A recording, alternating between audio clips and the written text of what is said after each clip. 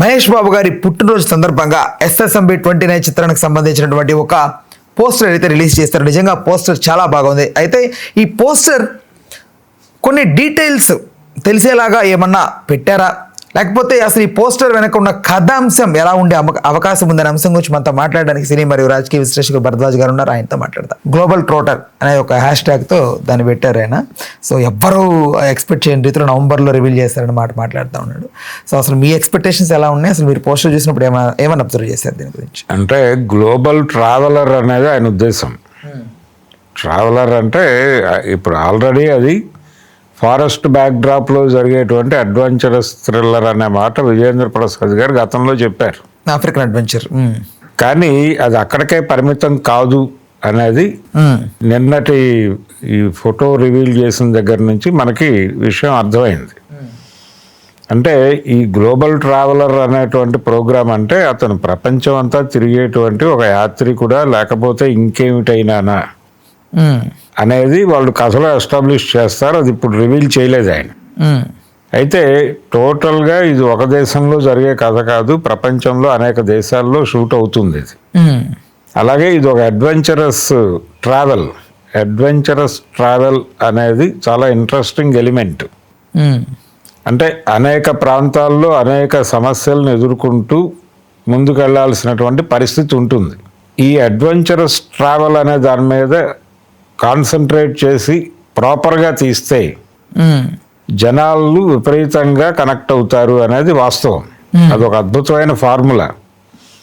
ఆ ఫార్ములాని అంత ఇంట్రెస్టింగ్గా నడపగలిగితే, ఇప్పుడు మొన్న వచ్చినటువంటి హరిహర వీరమల్లు సినిమా కూడా ఒరిజినల్ కాన్సెప్ట్ అదే.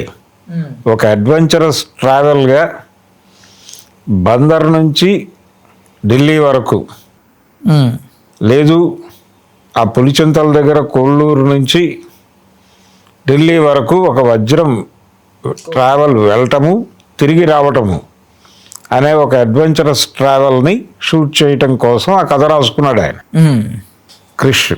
కానీ అది ఇంకో ట్రాక్లోకి లాక్కెళ్ళి దానికి గందరగోళం చేశారు. ఈ అడ్వెంచరస్ ట్రావెల్ అనేది అంతా కూడా టేకింగ్కి సంబంధించి చేతకానితనంతో జనాలకి ఏమాత్రం క్యూరియాసిటీ లేకుండా తీసి ఇబ్బంది పెట్టారు. అలా కాకుండా ప్రాపర్గా చేస్తే అది డెఫినెట్గా వర్కౌట్ అయ్యేటువంటి ఫార్ములానే. ఆ ఫార్ములాని ప్రభావవంతంగా చేయబోతున్నాడు రాజమౌళి అనేది మనకి మొన్నటి పోస్టర్ వాళ్ళు రివీల్ చేసినటువంటి లుక్తో అర్థమైంది. దానిలో మెడలో ఆయన వేసుకున్నటువంటి ఆ మాలలో అన్నీ కూడా చాలా స్పష్టంగా శైవానికి సంబంధించిన సింబల్స్ ఉన్నాయి. ఇవన్నీ ఉన్నాయి దీనిలో. ఇవన్నీ ఉండటం వెనకాల సౌత్ నుంచి మొదలైనటువంటి ప్రయాణం, అంటే తెలుగు సినిమా నుంచి మొదలైన ప్రయాణం ఇది. రాజమౌళి కథే అనుకుంటే తెలుగు సినిమా నుంచి మొదలైనటువంటి రాజమౌళి ప్రయాణం ఇప్పుడు ప్రపంచ మార్కెట్లోకి ఎంటర్ అయ్యే స్థాయికి వెళ్ళింది. ఇది సుదీర్ఘమైన ప్రయాణమే. ఇలాంటి ఓ సాహసోపేతమైనటువంటి ప్రయాణం ఒక సౌత్ ఇండియన్ ఇక్కడే మొదలవుతుంది కథ.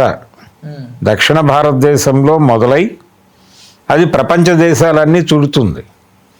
ఈ చుట్టడానికి కావలసినటువంటి ఎలిమెంట్ ఏమిటి అనేది వాళ్ళు రివీల్ చేయలే. కానీ ఈ ట్రావెల్ అంతా కూడా అనేక సాహసాలు ఉంటాయి, అనేక అడ్వెంచరస్ ఉంటాయి. ఈ అడ్వెంచర్స్ మధ్యలో నుంచి కథ నడుస్తుంది. ఇది చాలా గ్రాండియర్గా చేయాలి అనుకున్నాడు, చేస్తున్నాడు ఆయన. ఆ మధ్య మనం ఒక ఎడారిలో షూట్ ఒకటి లీక్ అయిన సీన్ చూసాం. అందులో వీల్ చైర్లో ఒక అతను ఉంటే మోకాల మీద కూర్చోబెడతారు మహేష్ బాబుని, కూర్చోబెట్టారు కదా. పృథ్వీరాజ్ సుకుమార్ అని ఉన్నాడు ఈ సినిమాలో, మాధవ్ అని ఉన్నాడు. వీళ్ళు మాత్రమే కాదు, ప్రియాంక చోప్రా, వీళ్ళు మాత్రమే కాదు, దీనిలో అనేక దేశాల నుంచి కూడా ఆర్టిస్టులను తీసుకుని నటింపజేసేటువంటి ప్రయత్నం జరుగుతోంది. అంటే అంతర్జాతీయంగా దీన్ని ఇతర భాషల్లో, ఇప్పటివరకు ఇంగ్లీష్లోకి డబ్ చేయటం లాంటి కార్యక్రమాలు కూడా మనం పెద్దగా ఫోకస్ చేయలే. ఇండియా లెవెల్లో లాంగ్వేజెస్లోకి మాత్రమే మనం సినిమాని పంప్ చేస్తున్నాం, మోస్ట్లీ ఒక 5-6 అంతే. ఇది కాకుండా ప్రపంచ భాషల్లోకి తీసుకెళ్లే ప్రయత్నం కూడా జరుగుతోంది. గ్లోబల్ సినిమా గ్లోబల్ సినిమాని ఎమర్జ్ చేసి గ్లోబల్ మార్కెట్లో తానేమిటి అనేది ప్రూవ్ చేసుకున్న తర్వాత ఆయన హాలీవుడ్లోకి ఎంట్రీ ఇస్తాడు. దానికి సన్నాహాలు ఇవి. ఈ సినిమా నుంచి ఆయన పడుతున్న కష్టం అంతా కూడా గ్లోబల్ మార్కెట్ దృష్టికి తనని తాను తీసుకెళ్లటం కోసం చేస్తున్న కసరత్తుగానే చూడాలి. ఎంత అనుకుంటున్నారు సార్ బడ్జెట్ ఇది సుమారుగా మీ ఎక్స్పెక్టేషన్ ప్రకారం? వాళ్ళు చెప్పడం 1000 కోట్ల వరకు అంటున్నారు. 700 నుంచి 1000 అన్నారు. బట్ 700 నుంచి 1000 అంటున్నారు. 700 లోపే కంప్లీట్ చేస్తాడు ఆయన, అంతకంటే అవదు. జనరల్గా ఈ మధ్య ఏదైనా సరే కొంచెం పెంచి చెప్పడం అనేది నడుస్తున్నటువంటి ఆచారమే. ఇది కాదు, వాళ్ళు టార్గెట్ వరల్డ్ వైడ్ కలెక్షన్స్ని విపరీతంగా పెంచటం. అంటే పాన్ ఇండియా మార్కెట్లో తెలుగు సినిమా 1800 కోట్లు కలెక్ట్ చేయగలదు అనేది ప్రూవ్ అయిపోయింది. ఇది చాలదు, దీన్ని 3 ఇంతలు పెంచాలి. దీన్ని 3 ఇంతలు పెంచాలంటే గ్లోబ్లో ఎంత ఏరియాని వీళ్ళు కాంకర్ చేయాలి అనేది అర్థం చేసుకుని ఆ మార్కెట్లన్నీ బద్దలు కొట్టాలి. ఇప్పుడు ఆ బాధ్యత భుజాన వేసుకుని ఈ సినిమా చేస్తున్నాడు. ఇది ఒక దక్షిణ భారతం నుంచి మొదలయ్యే ప్రయాణం ఆ లెవెల్లో జరుగుతుంది అనేది చెప్పడం కోసం ఈ పోస్టర్ని రివీల్ చేశాడు. మిగిలిన వివరాలన్నీ నవంబర్లో చెప్తానని చెప్పాడు. నవంబర్లో ఒక వీడియో కూడా రిలీజ్ చేస్తానని చెప్పాడు ఆయన. అదే దాంతో ఇంకొంచెం క్లారిటీ వచ్చేటువంటి అవకాశం ఉంటుంది. ప్రస్తుతానికైతే మీరు అనుకుంటున్న హిందూ మైథాలజీ ఏదైనా టచ్ చేయబోతున్నాడా దీంతో? మైథాలజీ అనేది ఖచ్చితంగా ఉంటుంది. రాజమౌళి సినిమాలో మైథాలజీ అంటే మైథాలజీగా ఉండదు. అది కోయిన్సిడెంటల్ గా జరుగుతూనే ఉంటుంది ప్యారలల్ గా. అంటే ఒక పౌరాణిక రెఫరెన్స్ ఉండాలి ప్రతి కథకి. అలా ఉన్నప్పుడే దానికి ఒక బలమైనటువంటి ప్రజామోదం దొరుకుతుంది అనేది మన పాత సాంప్రదాయమే. ఇప్పుడు ఎన్టీ రామారావు గారి వేటగాడు అనే సినిమా ఉంది. అది చాలా పెద్ద హిట్ సినిమా, ఇండస్ట్రీ రికార్డులు బదులు కొట్టిన సినిమా. అది కూడా పౌరాణిక నేపథ్యం ఉన్న కథే. మనం వినాయక చవితి వ్రతకల్పంలో చెప్పుకుంటూ ఉంటారు శమంతక మనోపాఖ్యానం అని. అదే వేటగాడు సినిమా. అలా పౌరాణిక రెఫరెన్స్లు ఉంటాయి సినిమాల్లో. ఆ పౌరాణిక రెఫరెన్స్ దీనిలో కూడా కనిపించవచ్చు. మనకి అనేక పద్ధతుల్లో అది కనిపించవచ్చు. ఉంటుంది ఆ విషయం. ఆయన ఏమి దాచిపెట్టుకునే మనిషి కాదు, చెప్పాడు. శైవాన్ని అంటే శైవం రిఫ్లెక్ట్ అయ్యేలాగా అవన్నీ కనిపించినాయి, నంది అవన్నీ. ఇవన్నీ చూస్తే మనకి ఇది సౌత్ ఇండియా నుంచి మొదలవుతున్న ట్రావెల్ అనేది ఒక యాంగిల్. ఇక్కడ నుంచి ఒక హిందుత్వ నుంచి మొదలైనటువంటి ప్రయాణంగా కూడా చూపించవచ్చు. మోస్ట్లీ శైవం అనే పదం ఎక్కువ అటు పైన మన దేశం ఉత్తరప్రదేశ్, వారణాసి, అది దక్షిణం నుంచి మొదలైనటువంటి వ్యవహారం. దీన్ని కలుపుకోవడానికి జరిగినటువంటి కార్యక్రమంలో భాగంగా శంకరాచార్యుడి ప్రయాణంలో నుంచి అది అక్కడ కనిపించడం మొదలైంది.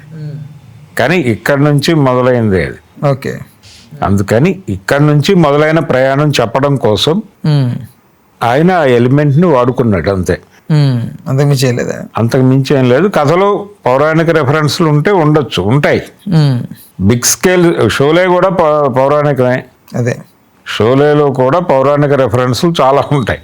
Right sir. అంటే ఇప్పుడు రాజమౌళి గారు ఏదైనా సినిమాకి సంబంధించి ఇప్పటి వరకు ఆయన ఎప్పుడు గోప్యంగా పెట్టలేదు. అన్ని సినిమాలు టైటిల్ చెప్పేవాళ్ళు, స్టోరీ లైన్ ఎలా ఉండబోతోంది అనేది ముందుగా వచ్చేది, ఇదంతా ఉండేది.